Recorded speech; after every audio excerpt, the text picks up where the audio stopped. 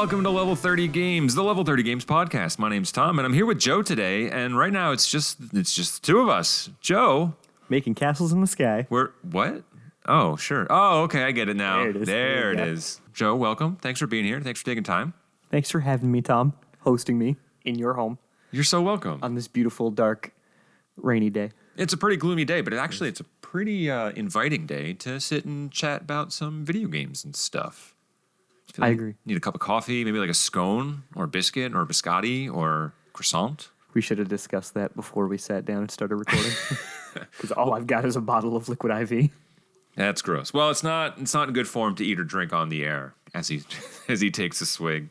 We're down our third chair today, but the rule of thumb we're trying to stick to at the very least is, well, you know what? Joe and I can hold down the fort for a little while as we chat about stuff. And we'll take our guests in as they're available and willing. No one was available. Or willing. Because who's got the time? So we wanted to take a look at our now, hopefully, ideally, monthly format and say, well, you know, we got all this time on our hands between episodes, and mainly that's because it's so hard to gather and get together in one place all at the same time. Why don't we take a look at what we talk about and make it a little bit more of a deep dive on certain areas and stay away from some of the topical stuff, because by the time we sit down to do a podcast, there's been so many things in the news cycle that are either not relevant or not important anymore or have changed or you've read about 1,000 times or heard about. And so we thought we would try and broach some deeper topics that were just of general interest to us. And so we're going to try that here today, even though we have not been preparing this over the last month. I don't know what you're talking about. Oh, perfect. Okay. So I've been prepared by playing video games. beautiful. So moving forward, Occasionally. we're going to hope to get into some things that are going to tickle your fancy in a way that's a little bit less topical, you know, off the beaten path, but relevant to maybe our gaming history, as we've been doing this for, 20 plus years at this point. You know, the running joke now is that I got a birthday coming up in a week that, you know, we're crawling towards the level 40 club. That's a scary thought. I got a couple years, but still, we're getting there. And so for this episode, we wanted to kind of flash back a little bit. We'll see how far back we go. Joe goes back a little bit further than I do, because we both realized we forgot every video game we've ever played.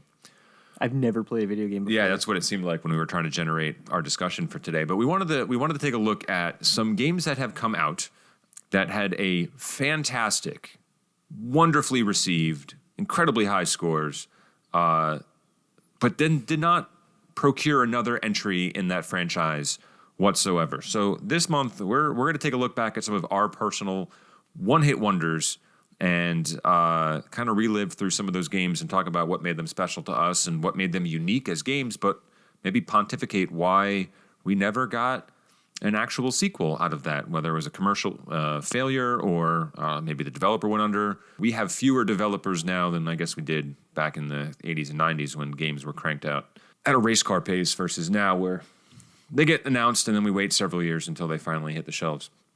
And then they still come with a day one update. That's right. It's like twice the size of the actual game. And they're not complete until the DLC comes out and completes the story. But that's like a year or two after the game comes out. But only if it's financially successful. If not, then it never comes out and you never get to find out how that story goes. That's what the C stands for in DLC. Complete. That's not true at all, actually. All right, I won't tell anybody. Hello and welcome. No, we're not starting over a 12th time. It's not going to happen. So, Joe, your list of games goes back a little bit further than mine on the timeline. So I'm going to actually start with you to just throw one out there and tell us a little bit about the game, what made it special to you, and then we can talk about maybe why it never really blew up from there. I want to add this game. Some of my games I don't even think were like commercial successes, to be honest. But the one that just came to mind that I just added to the list is a game called Malice. Have you ever heard of it? Never heard of it.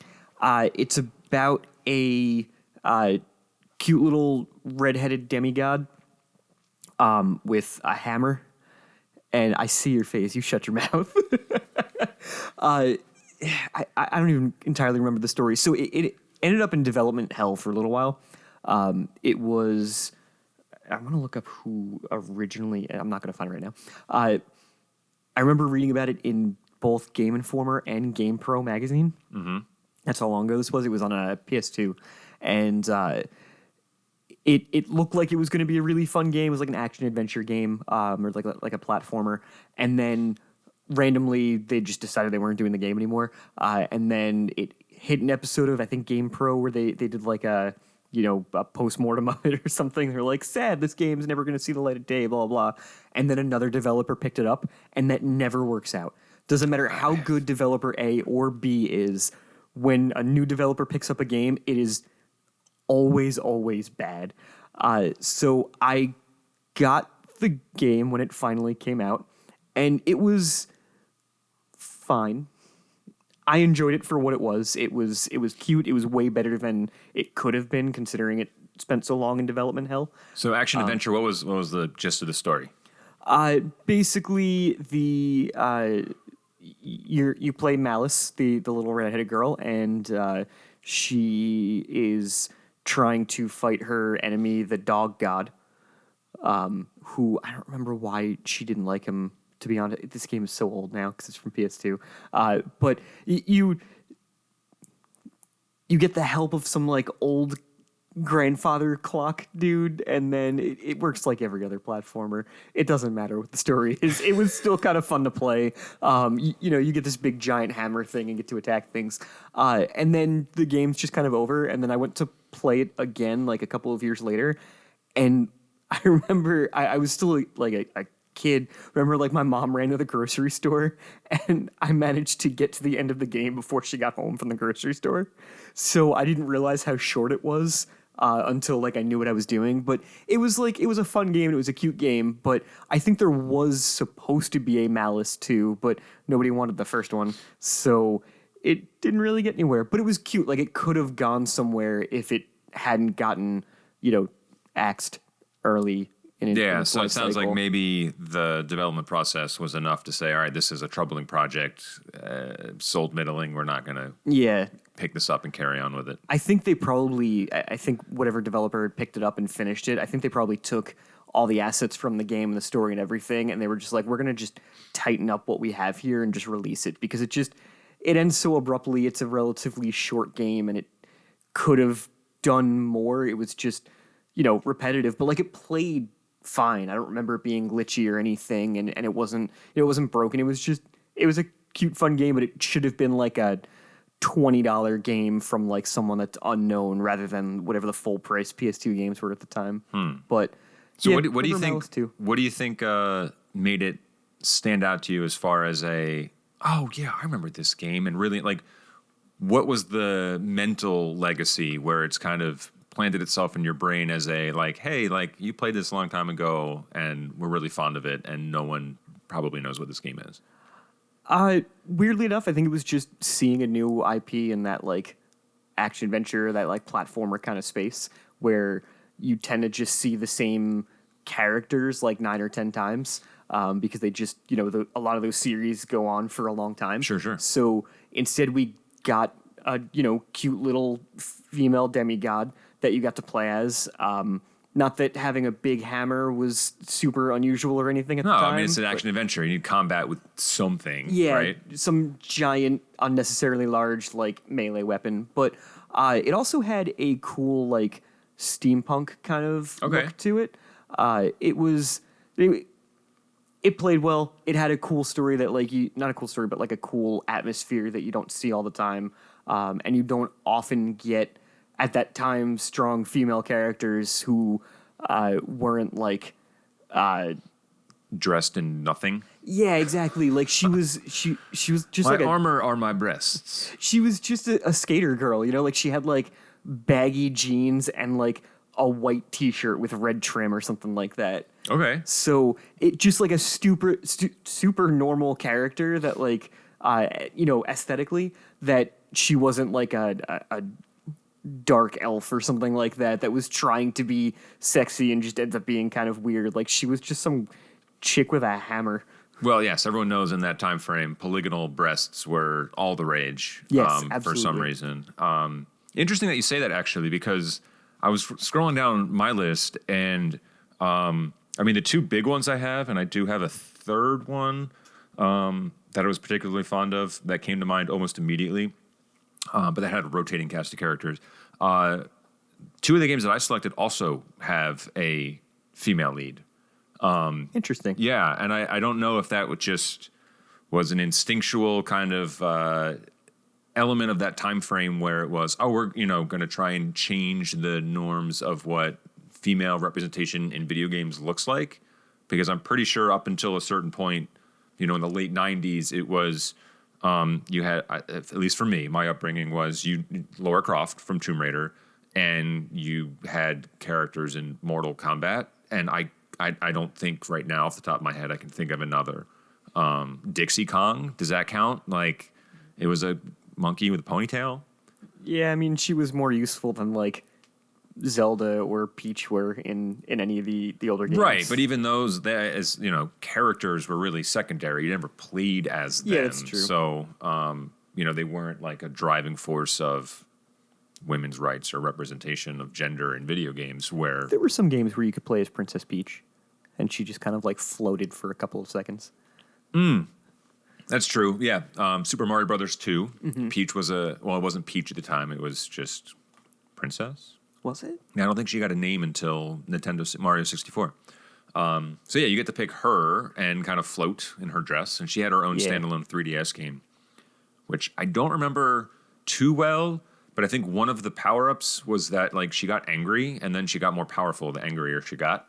So yeah, I was just gonna get the whole podcast in trouble. Yeah, no, it seems a little sexist in retrospect, but I could be misremembering that game at all because I never actually played it. I just sat on the shelf of the video game store that I worked. So then we'll transition a little bit to one of the games that came to mind for me with a stronger female lead. This was a 2005 also action adventure with some pretty heavy RPG elements in it as well. This was an Xbox exclusive by the name of Jade Empire. Jade Empire was a game structured similarly to, because it was made by BioWare, the folks that did BioShock and Dragon Age, and up until this point in 2005, Star Wars, Knights of the Old Republic. And so this game was set in a world inspired by Chinese mythology, where it had a pretty heavy morality system. And having not played Knights of the Old Republic at this point in time, because I believe while that game eventually made its way to Xbox, it was a PC game, and I didn't have a lot of PC games. So the idea of a morality system where you make decisions and then the environment responds to you, or characters respond to you, or storylines open based on if you've done good things or bad things. And it was a little black and white. There's 2005, so there was only so much you can do.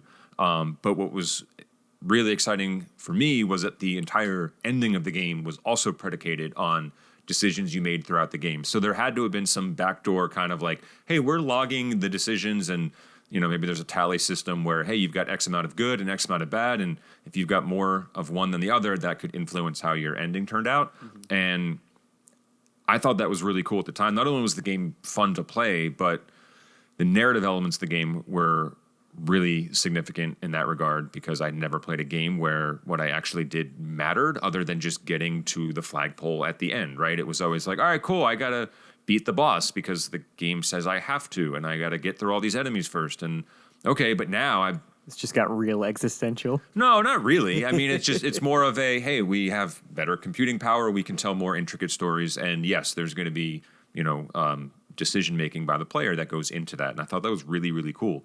Could not tell you for the life of me right now a lick of that story or any of the major story beats, other than that morality system was cool. There was a romance element where you can actually like romance your party, and you can even romance multiple party members to get like a little love triangle thing going. I don't mean like in a sexual way. I was like a harem. Well, I guess it'd be more like a gang if they're in your party and helping you like beat up stuff.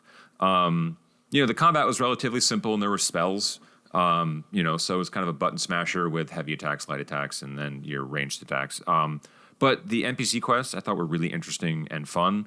And at the time, credit to Microsoft, I guess, coming up on Nintendo platforms where a lot of their games are traditionally classic, we'll just say that, and don't offer much in way of story or character interaction. This was a game that was like fully voice acted, and even by today's standards, that's not always common, especially with a lot of Nintendo games. And I had some of the actors here. Oh, it's on the next page. That's why. So original score, script was pretty wordy. Nathan Fillion, who we kind of know as an actor, did some of the voice work as well. And interesting enough, John Cleese from Monty Python was one of the characters. I think he was like a little rodent, but like he can talk and stuff. I don't know. Yeah, that makes sense. But like that was kind of a cool time to be like, oh, I recognize this actor, and there's a lot of interesting conversation elements here. And yes, I get to hear it and not just read it, which is what I've been doing with Nintendo games for so long. That one, for whatever reason, never really spawned a sequel. BioWare came out like a few years after and said, no, we'd love to. It's kind of like in that pre-development where it's basically like someone said, how about we do this? And they were like, yeah. And that was about the extent of it. Yeah, that usually means the game's not coming. Yeah. So I don't know if it was a sales issue or what I think ended up happening was they got into a groove with some of the Dragon Age games because there was a steady stream of those over the better part of a decade. And I think there's another one coming that they're like, hey, this is our cash cow right now, and we're just going to take it. So, it's one of those things you never say never, but truly a fantastic, outstanding game that never got a whiff of anything as far as a prequel sequel since its release. Gotcha. Yeah. I just remembered that another one of the games on this list has a sequel. So I'm... that was funny when I was looking up stuff and I was... A bunch of them have sequels. Yeah. I was going and I'm like, but by this, like, I don't remember. Yeah. The first game that really came to mind was Lord of the Rings Shadow of Mordor, which was a fantastic game. Loved it. They had I forget the name of the system off the top of my head because I took it out of my notes because I found out it had a sequel that came out 3 years after the first one, and I was like, I had no idea that even existed. So there's something to be said too about sequels that come out that aren't memorable, or the IP originally just didn't stick in a way outside of that one flash in the pan where you're like, I got to pay attention for what's coming next, and that could be why. A game comes out and we're told relatively quickly, oh, no, we're working on a sequel, right? They want to, while it's fresh in your mind, you're playing the first one, we're letting you know, hey, it's already sold enough, we're in a good position. Yeah. It's a few years out, but like we're going to move in that direction. Now, whether or not they hold to that, who knows? But at least that seed is kind of planted. Yeah, that's true. Which just takes me to my second game, and you can revise your list while I'm going off on my other big one that was teased with a sequel, and that is Beyond Good and Evil. This was a game that came out on the PS2, GameCube, and I believe the Xbox. I don't really remember, and I didn't write the year down. Good for me. This was an Ubisoft game. It was a third-person action adventure with some puzzle elements. This was created by Michel Ancel, who was the creator who did Rayman. And this was just an amazing, I would say arguably pretty simple as far as your combat goes, your exploration, although that was a cool part of it too. The puzzle elements were rather basic.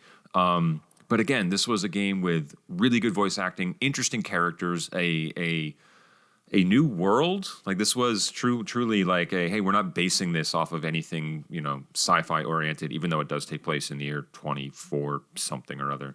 But the story was really interesting and female lead with your traditional 2002 era, bow staff combat weapon. Yep. Your little heart meter. Your companion was a talking pig who was also raised you. No, there were some really cool things here that the story was just fantastic. And it sets up a sequel. There's actually like a little stinger at the end of the credits, which like as a kid freaked me out. Kind of like, oh my God, yes, this is going to keep going. And then... Well, the end then is actually pretty interesting because we've seen different trailers, production stills, background stories of the sequel that supposedly has been in development for the better part of a decade and a half. Right, some things were leaked out, and they were like, "Well, no, we weren't supposed to show that yet. It's not ready." And then a few years go by, and they're like, "Okay, here's a teaser trailer," and people lose their minds. And then I think the latest trailer that came out was from 2019. Yeah, it'll be playing in the video version of this podcast that you can watch on our YouTube channel. And people were like, "Oh my God, this looks just balls crazy," but also is a little bit different tonally, a little bit more aggressive, a little bit more vulgar and raunchy than I think what people had anticipated, given the original game was, PS2, GameCube, teen rated, just action adventure. This clearly was a more mature look that I think people were like, oh, okay. But that game still hasn't come to fruition, and I don't know if at this time it's actually being developed or is canned. Yeah, that's a good question. There's still a website for it, but I don't know. There's so much time between the first and the second. Like, according to Google, the first one came out in 1886. What? There's a book by the same name. Oh, Yeah. No, the first one came out in 2003. 3. Okay, I was almost close on the year. Yeah, so I mean that's definitely a game that I think you can. They did like an HD remaster or port or something that was on Xbox Live and is on Steam. Like you can pick up the HD version of that game for like $2 or $3, and it's worth it from a narrative standpoint. I don't think it's gonna blow your mind from a gameplay standpoint, but like to hear that story, I would say it's worth like the $3 to play. It'd be sad if it wasn't worth $3 to play. Well, money, time. It's always like you could pay $100 for a game, and I have, and it not worth the time to put into it. Yeah. So that's the one thing I do. Hey, game's on sale. Oh, I really wanted to play that.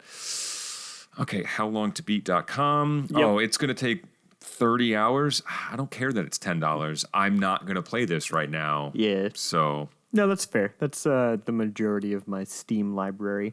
The website is still up, but it is copyrighted at the bottom of the page 2018. oh, okay. So So- maybe 19 was not great. I mean, you might have still been right there. There might not have been an update since the trailer in 2019, but it doesn't mean they've updated the website Cool. at that time. So in that area, though, 2018, 2019. All right, so 5 years since any word on that game. I wouldn't bet on it. It's getting towards the Duke Nukem Forever Yeah. timeline, where it just exists for so long that we're just convinced it doesn't really exist, and then when it comes out, we're like, wow, this is a pile of shit. Remember that dude who held on to like his original Duke Nukem receipt? Yes, It I was, don't like, know all why I know faded. that. Yeah, I'm mad that I remember that. Yes. Yeah. And the banner on the website looks like Far Cry. Like they could take this picture and just say, "Hey, here's a new still from the new Far Cry," and it wouldn't surprise me. Yeah, it looks like. Maybe it's And we're maybe looking at the CryEngine. website here. It has this has like the monkey character who was predominantly featured in the latest trailer, a couple other characters, but it kind of has that feel. And I'm trying to like rewind the mental clock 5 years to when like what was the trend in games? I feel like it was like squad based shooters and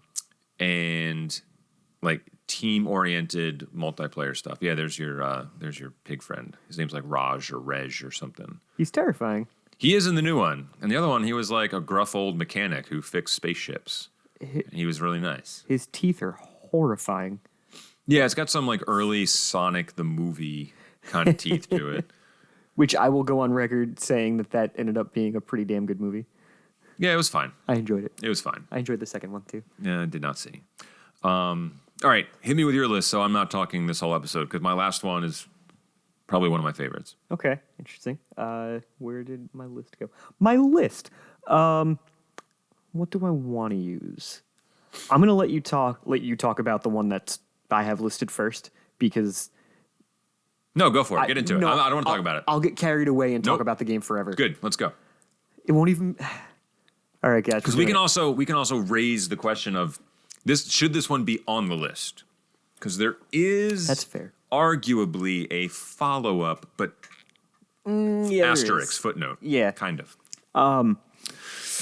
I promise you, everybody, it is not the Phantom Pain. The game we're discussing is Metal Gear Solid. No. No, it's Oh, they could, though. Chrono Trigger, which did not get a proper follow up, in the sense that like Chrono Cross is not the same kind of game as Chrono Trigger. Are they the same characters? I know very little about No. Chrono Cross at all. No, if I remember correctly, I also remember very little. Chrono. We're going to do better at the research part of this for the next episode. No, we're not. Okay. We can pretend though. We No. will. In Chrono Cross, the main character is Chrono's son, I believe, from Chrono Trigger. He had a son? Apparently, Oh. yeah. Yep. Chrono Trigger is such a great game with my favorite thing, and I feel like it's a silly thing to be my favorite thing about the game because it's weird and nitpicky. But the thing that like put me off from like ever finishing an RPG as a kid is the incredibly slow pace of the game, because you run around and like there's a whole bunch of like tutorials and stupid gathering at the beginning of those games a lot of the time, and then Well, you got to build your party. well, yes, but it's when you're a kid, you want to just play the damn game, you know. I don't care about the story. So, you start a battle, and then you get the Naturally. and then The loading screen to the battle screen. yes, and then the battle starts. You go through the battle. It's already kind of slow because it's back and forth and time and turn based. And then the battle ends, and you go and you go back to the overworld. Right? There's so much time there that I'm just sitting there waiting for the screen to load to play the game. So I think that delay always kind of like took me out of the games. In fact, it drove me nuts about Pokemon even up until like the recent ones. Luckily, they seem to have stopped doing that. But Chrono Trigger, you run into an enemy and the battle just starts right there on the overworld. And it's awesome. It just makes the game flow so much better. And it also takes away that weird kind of like, am I a tiny little character or am I a big person? What am I? Because you look different on every screen. No, now you. Well, you the know- overworld screen, right? Where you're like, oh, I have to go through the forest, but you're basically like a little character on a map. And Yeah. Yeah. Yep. And that's you know, that's a silly nitpicky thing. No, it's not. But- I mean, we can get into the merit of design in turn-based games. Yeah. But, you know, you mentioned it. Like, I had the pang of anxiety when you're like, okay, I have to get to this castle. So you're on the trail and you're following it, and you trigger a battle with an enemy you don't see, like a random encounter, right? And then you get that, and that moment of, oh, I don't want to do this right now. Like, I just want to get there. Yeah. Right. Having the choice in, hey, here's enemies I'm going to approach. For whatever reason, I want the item behind them. I need to grind a little bit, or I feel like battling. I got a new move or something, or a new party member. Yeah. You in Chrono Trigger 2, like so in other games, if you want to Chrono run, Trigger like, also. Just in want Chrono Trigger as well. In other games, when you want to run, you have to like again, you have to wait for the whole thing to load, and then you hit the run button, and then you're like, wow, I just watched that entire sequence for nothing because I'm just gonna run from this battle anyway. Chrono Trigger, I think you hold the two shoulder buttons and they run. You run from the battle, but you don't have to go through the loading process. As soon as it starts, you can hold them down to run. And to your point, you can choose whether you want to take most of the battle. Sometimes you get ambushed, but for the most part, you can choose if you want to take that battle, or at the very least, like if somebody's in your way and for story reasons you have to fight them, you can at least say, "Oh, I'm not ready for this. Let me step back, heal, grind, whatever, and then come back up to this one." So, but that all being said, it's a format that didn't really get carried on in a lot of other RPGs, and it really should have. Okay. At least for that time. You know, like again, the new Pokemon games are doing their battles that way, which in Scarlet and what's the other one? Violet. Opaque. Yeah. So Opaque's not even a color. So anyway, which I love that battle system. I love you can see the Pokemon and run right up to them and choose if you want to battle them. And Yeah. you know, there's less of a break between the gameplay and the adventuring. Chrono Trigger does that super well. It's also fun to talk to people and be like, "Oh yeah, my favorite Final Fantasy game is Chrono Trigger." I'm like, "That's not Final Fantasy always has a number on the end." It was part of Final Fantasy Chronicles. Chronicles, I think. I will call it a Final Fantasy game. You're calling Chrono Trigger a Final Fantasy game. Yeah. So by that logic, then it has several sequels. No, because how many Final Fantasy games actually have a sequel? Just because they're in the same series? 13. Are you saying 13 of the games have a No, sequel? Final Or Fantasy 13, and then Yeah. Final 13X, and then X2, I believe, all had the same cast of characters. 10 also does. But those are Oh, yeah. Final Fantasy games that have direct sequels. There's not a Chrono Trigger 2 or Chrono Trigger X, Chrono Trigger X2. There's Chrono Trigger Cross, but we're pretending, for our timeline that doesn't exist. Okay. So Chrono Trigger's hailed as one of the greatest RPGs ever made. Well, yeah, because it is. Okay.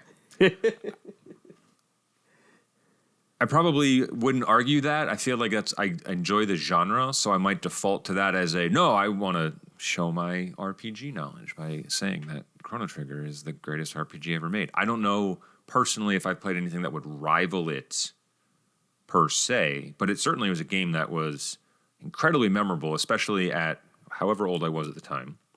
And one of the things that really actually hooked me into that game had nothing to do with the battle system.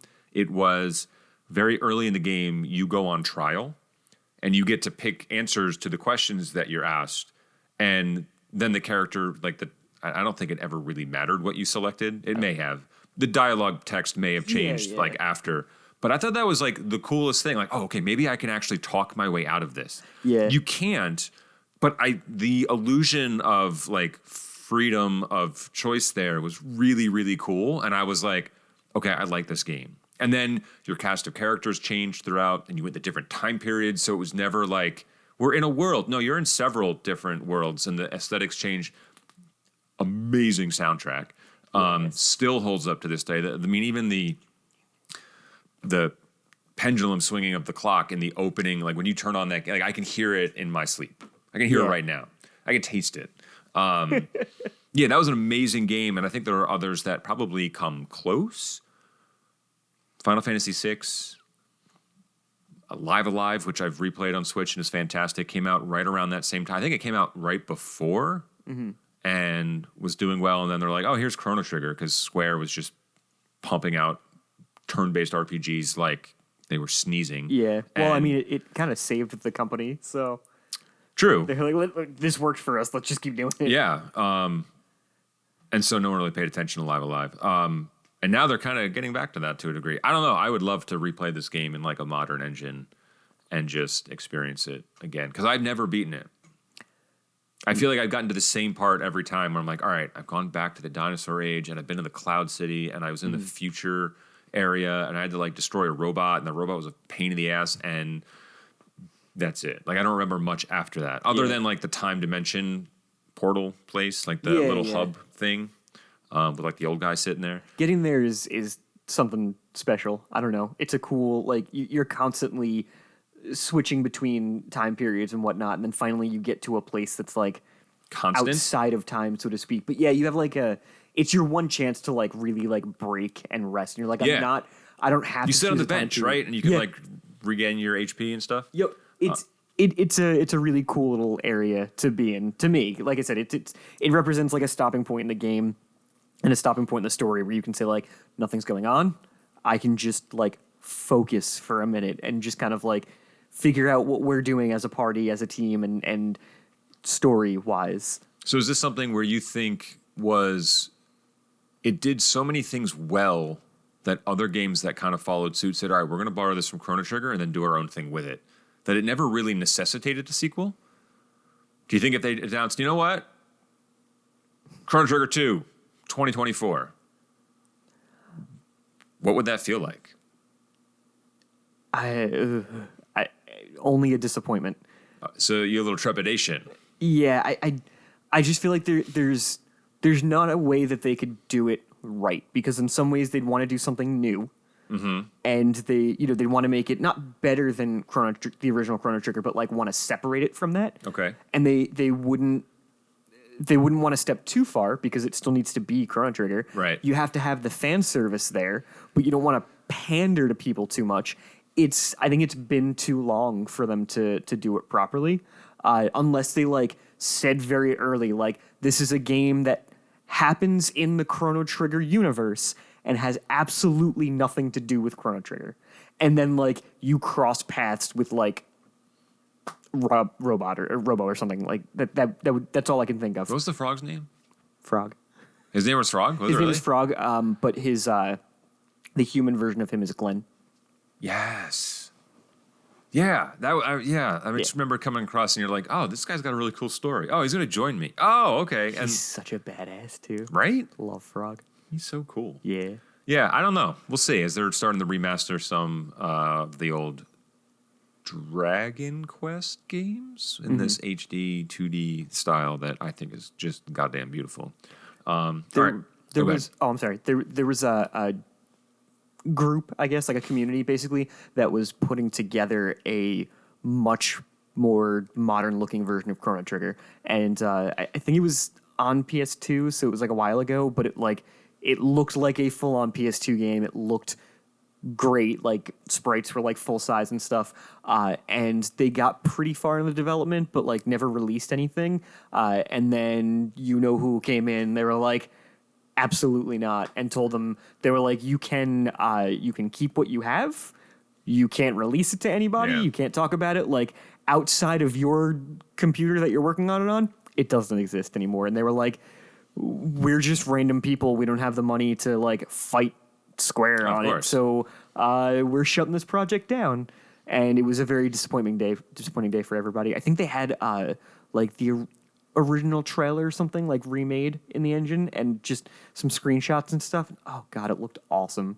Well, I mean, Chrono Trigger is a game that is pretty accessible given its age. Yeah. I think I can play it on my Apple Watch. It wouldn't be very good. And everyone says the mobile ports are terrible because Square Enix is just like, oh, you really like the way those sprites look? Cool. We're going to just mess that up and make them look really awful.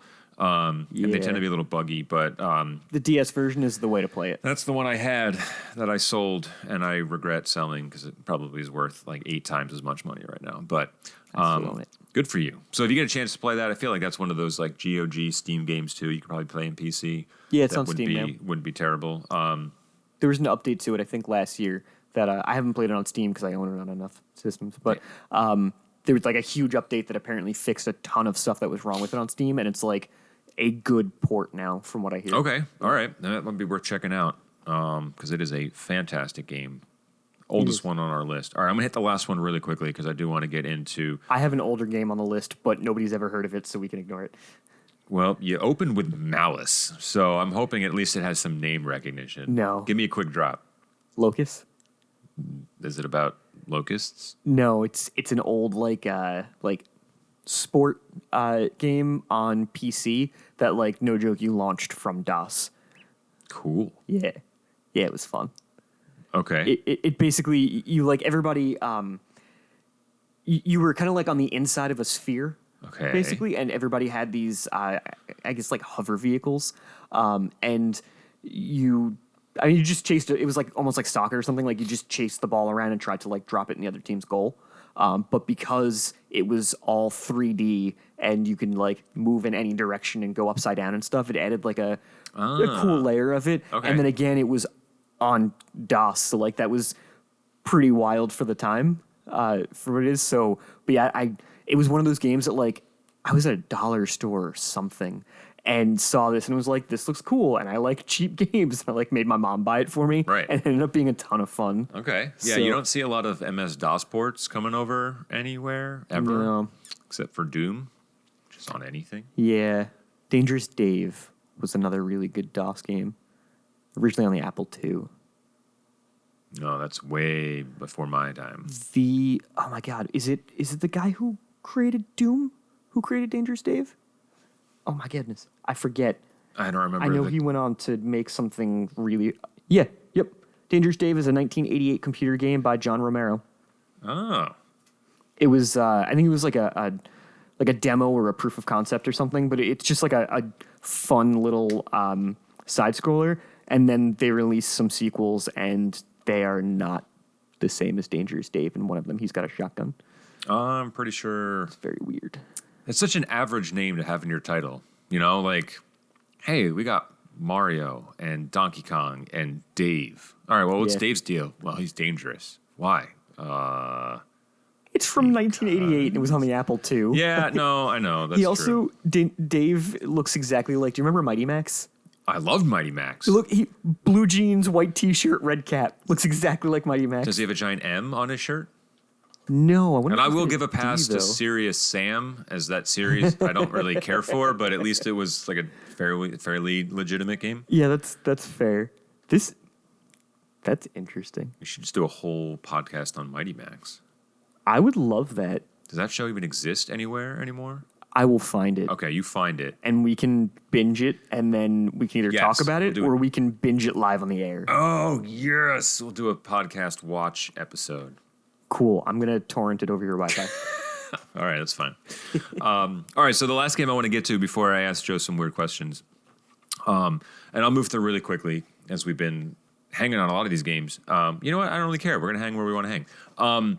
This was meant to be a launch title for the GameCube. Clearly, anything pre 2002, I have no recollection of, or had 1,000 sequels because all it took was, oh, the Super Nintendo's here. Cool. We're going to put Super in front of every title from the NES game, and boom, there's a sequel. Yep.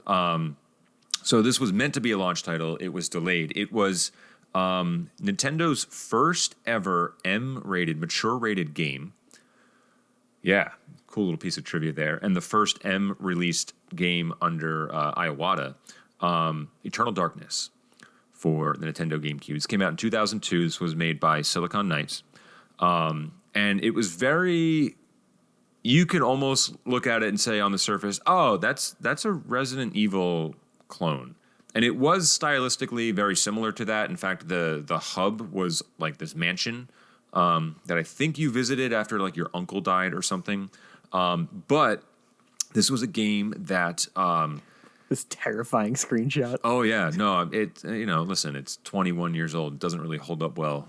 But it really did some interesting things, not necessarily from a story standpoint, although it did. It gave you up to 12 playable characters that all kind of had their own storyline. Oh, that's cool. Or influence on the main storyline. You went to different time periods, and so your weapons might change depending on what time period you're in, because it was, oh, you're in the, in ancient Egypt in 600 BC. Okay, well, you got a spear and a giant shield as opposed to handguns. But the game took some fourth wall breaking elements as a means to really just kind of mess with the player as you were playing. And some of that could be gameplay stuff.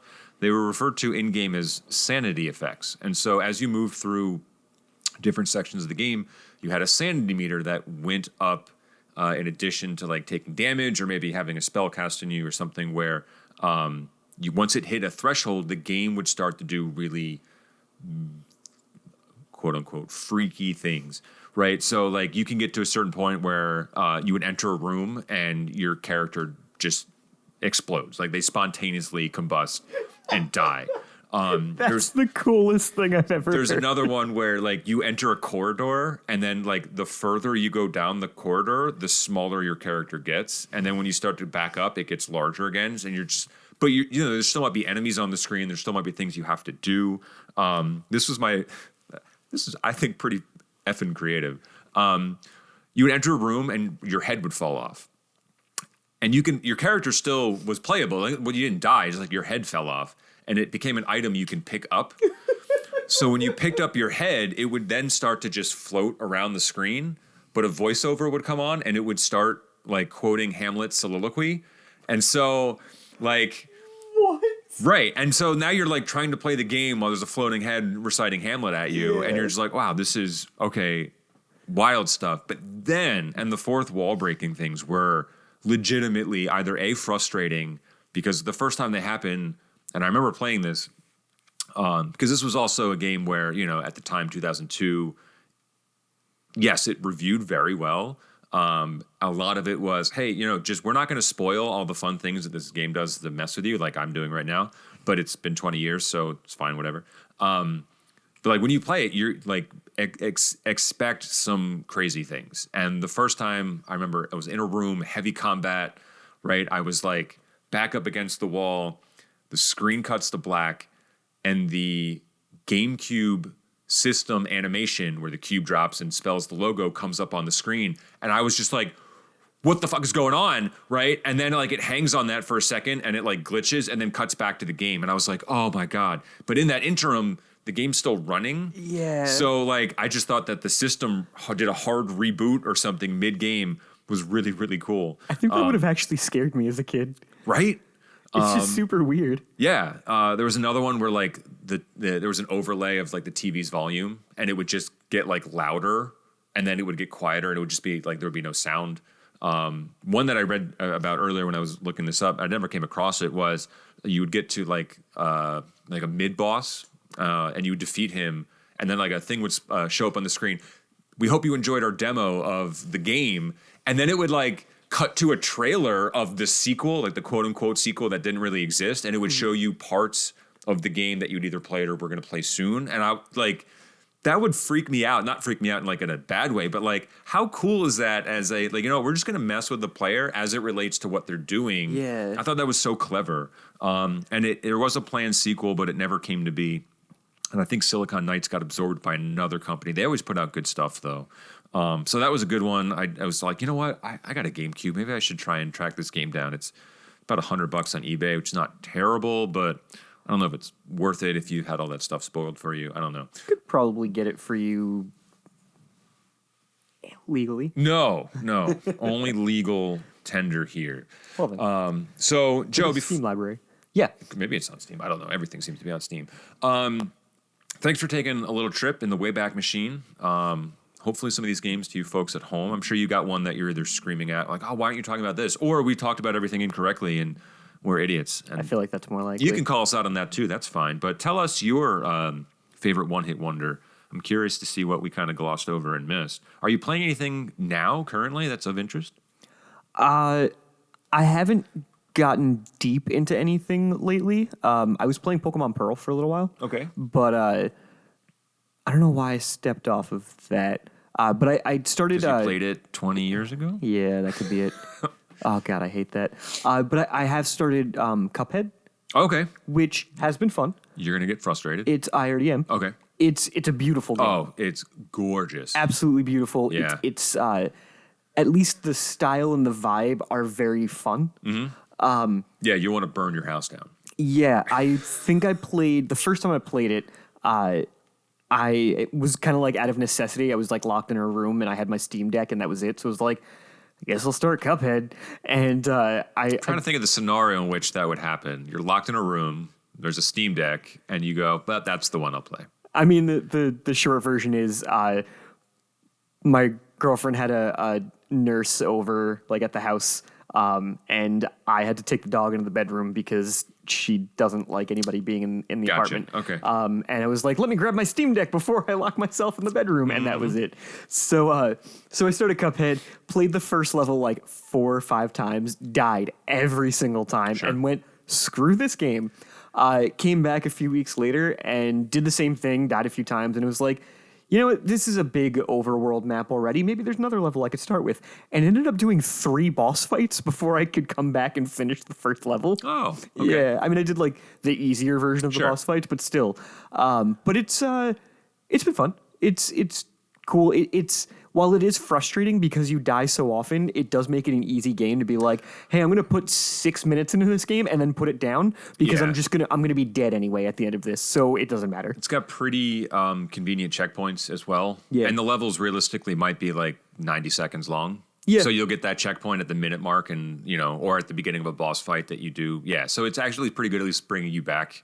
I always equate that quickness with like Meat Boy because it was always like, oh, you're dead, boom, at the beginning. Like you Yep. blink and you're there. So like it's like I died, I'm already on the forward key to move the character again. Yes. And so like I like that with that game. And it knows that because it knows you're gonna die a whole bunch. Repeatedly, Yeah. yeah. It's got co-op too, so if you really want to frustrate your girlfriend, you can play as a I could. 2-player. I don't think she'd do it. She won't play games with me anymore. You can't pick her up like in Mario. Exactly. So, And that's anytime we play, I'd say we should play a game. She goes, "Can you pick me up and run to the end like in Mario?" And I go, "I don't think so." She goes, "I'm not taking that chance." she needs you. No, See? she doesn't want that. That's the Oh, problem. she'd rather die. Yeah, no, she's annoyed, and I'm like, but I want to play something other than the same level 9 times. So we just don't play games together that often. All right. Gotcha. All right, cool. I've been we had some Square Enix conversation really getting into Octopath Traveler 2. No need to play the first one if you've been intrigued by the game. Characters are more interesting. It's slightly more streamlined, and like the storylines are much better. So big recommendation. I'm at the 20-hour mark, and I haven't even gotten all the characters yet. But it's been a really fun game, and the combat mechanics are excellent. Not a lot of fanfare when it released, though. Like, it wasn't a big deal as the first one was. I think the first one was one of, if not the first games to be shown with that HD 2D art style. And it may have been in a Nintendo Direct trailer where we saw that and people were like, holy shit, that looks gorgeous. And it's like a traditional RPG and it's got turn-based combat. Sign me up. And so I think that was a big selling point. And now we've had a few more games that have taken that art style. And so this is a little less monumental, but I think the game is really, really good. And it's definitely warrant a playing through. Even if you're like, oh, I remember that from the first one. I never played the first one. I would just jump right into the second because it's just outstanding. Makes sense. Yeah, and the combat system is active enough where it keeps you engaged because you do have to make smart decisions. You can't just like spam attacks. You have to think about weaknesses, breaking your opponents, getting extra turns, stockpiling battle point. Like it's actually pretty well involved, and you can rotate your cast of characters. The only thing I don't like with it, unlike the Pokemon thing that I know is is pretty contentious in the Pokemon community with your XP share, is that if you have a party of 4 and you have 4 characters that are on the bench, they do not level up. And there are story elements where it will tell you, and this is actually kind of really nice. Oh, you want to continue this person's story, or you want to go down this path? You know, we recommend like a level 12 character. And if you're like, oh, I'm close enough, cool. But if you're like, oh, you need to be level 38 and I'm level 10, you will get like one shot every time. So at least it's kind of nice in that regard. But I really love the game. The soundtrack is killer, and I'm pissed that Square Enix hasn't released it anywhere yet. So you can find fan covers on YouTube, but that's about it. Find you another place you can get it completely legally. No, I don't think it exists digitally anywhere. Somebody's probably ripped it. Maybe. I don't know. They sold a CD, of course, because it's Japan, and it sold out. And it was also $60, so I wasn't going to buy it. Yeah, it was Okay. six discs, though. So that's a good recommendation. I also started Death Stranding, which I don't have words. I've only played like the first hour and a half, and I have no idea what the hell's going on because it's Kojima. Yep. And it's just weird. Okay. I'll try. As far as I can tell, you just pick stuff up and walk. But Yeah, it was I'm not in described it as like for the- pizza delivery simulator. yeah, well, right now I'm carrying a corpse. So Oh, even better. yeah, so interesting. But at least somewhat modern games that I'm not really doing full reviews of because I don't have time to do those as much anymore. So, yeah, I thought I'd mention those because they're definitely worth playing. All right, Joe. I have to reveal. Oh, you can't see it. Make sure you don't have the rundown up. not. So, okay. The moment I've all been waiting for. Yeah, so I wanted to, in our new podcast structure, leave some fun things towards the end. And I thought we'd play a little game with Joe. And so I censored the part of the rundown so he couldn't see what the questions were. But this is a small adaptation of a... well, I don't know when you play this game. Maybe when you're in elementary school and you think you're cool. You might know it as Fuck, Marry, or Kill. ESPN calls it Cuddle, Marry, or Trash. So whichever of those you want to take. But this is calling this the Lesser of Three Evils edition. So you still have to pick one of these concepts that you want to marry and one of these concepts that you want to cuddle, which means like, hey, I'll get in that, but I'm just going to stay away for the long term. Or that you're like, that is the worst idea ever, throw it in the trash. Got it. So Cuddle is going to be my side bitch, Yes. but Mary is the one that I can, tolerate on a day-to-day, Right. Yeah. and Trash is whoever's left over. Trash is, you want nothing to do with it. Trash is the one that doesn't want me. That's right. Got it. All right. So here are your 3 scenarios. Scenario 1. We get a brand new Mario movie tie-in game, but it's developed by some weird, shitty third-party company like they used to do in, when movie games came out. And they're like, we're going to give this to, like, THQ. And even THQ's like, nah, we're going to give it to our bottom feeders. And they're going to work on it. Number 2. This might require... So I should have queued up the video so you have a reference for this. In Breath of the Wild, Tears of the Kingdom, Link speaks actively, but he sounds like Kyle's cousin from South Park. Or, scenario C.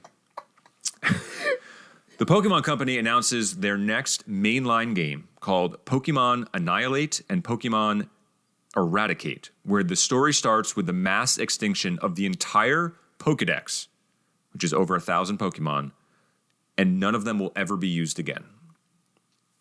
Cuddle, marry, trash. Okay, I have to trash Mario. Hold on, let's roll the clip of Kyle's cousin real quick. Hello, Aunt Sheila. How was your flight? Oh, it was terrible. They recycled the air on board, and it really did a number on my asthma. I asked them to turn up the oxygen, and they wouldn't. Because I want to put that context out there. All right, go ahead. Okay. Yeah, I'm going to have to trash Mario because I'm pretty sure they're trashing Mario right now with the movie that's coming out. What? No, it might actually be pretty good as far as It's Mario going to movies be awesome. How dare you? go. But nothing's ever going to beat the original live action one. Okay. And it's so good that I don't need another Mario movie. I think I would. It's the last one was Pokemon Eradicate and Annihilate. Yes. What was our second scenario? Breath of the Wild, Tears of the That's Kingdom, right, Link yeah. speaks, but sounds like Kyle's cousin from South Park. I do want to marry that. I'm marrying that. So I will cuddle with Pokemon Annihilate. Okay. I as much as I wouldn't want to lose every Pokemon, they will still exist in the last like 20 something years of games. So I can still play them in some shape, and I think Okay. it would give Pokemon a good reset that it could benefit from.